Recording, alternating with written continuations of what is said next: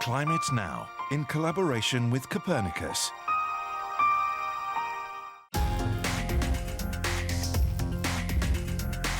Hello and welcome to Climate Now, and this month we're here in Ireland on this very special dairy farm which is aiming to become 100% climate neutral while also turning a profit. It's a big challenge, so can it be done? We've already achieved a 27% reduction in our carbon footprint. We're hoping to get this to about 50 to 65% in phase 2 and be climate neutral by 2030. Before that, let's take a look at the very latest data from the Copernicus Climate Change Service. Globally, we've now seen extraordinary temperatures for 11 months in a row. We had the warmest April on record, 0.7 degrees Celsius above the 1991 to 2020 average. Europe saw a sharp contrast in temperature anomalies across the continent. It was much warmer than average in the east in particular. At the same time, Scandinavia was a few degrees colder than average last month. April continued to see above average precipitation in many northerly parts of Europe, shaded in blue on this map. The Easter holidays were a washout for many Europeans. This map of soil moisture anomaly for last month highlights how the land in northwestern Europe is wetter than average, contrasting with drier soil from eastern Spain to Turkey. Further afield, Dubai was flooded after a record-breaking deluge. Some parts of the Emirates saw the equivalent of 2 years' worth of rain in 24 hours. Now to our report on the challenge of creating a climate-neutral dairy farm.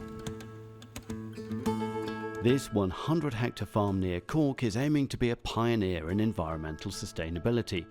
The goal being to slash greenhouse gas emissions to zero and still make a profit. The first step for Farm Zero C project manager Padraig Walsh was to take stock of the situation. So we measured the carbon footprint of all the inputs and all the outputs of the farm. We created a model based on this as well, and then we were able to identify our biggest emitters. The assessment showed that the farm's biggest emitters are also its biggest revenue generators, the dairy cows. We could see that methane was a huge emitter for us. Over 50% of our emissions come from methane from cows, from these girls here, from them digesting their food and releasing methane into the atmosphere. There's no easy way to reduce methane emissions when the cows are grazing, although during the winter when the herd is indoors there are additives that do make a difference. We're getting about a 7% reduction in our methane emissions by feeding this to cows during the housing period. And this chemical additive reduces methane emissions from storage slurry by about 75%. Each time the cows come in to be milked, the farm sees a spike in electricity demand, so they're testing how to fit wind and solar energy into a farming business. Meanwhile, in the fields, the emissions reduction solutions come from nature, not technology, as scientist Mary-Kate Doherty explains. So this is a multi-species field here, so that's 3 or more species of plants.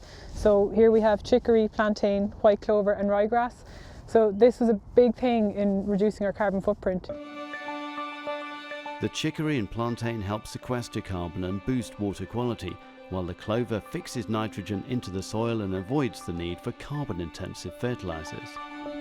Lots of the fields here last year that have high clover didn't get any chemical fertiliser and still produce as much grass as the fields that did get chemical fertiliser.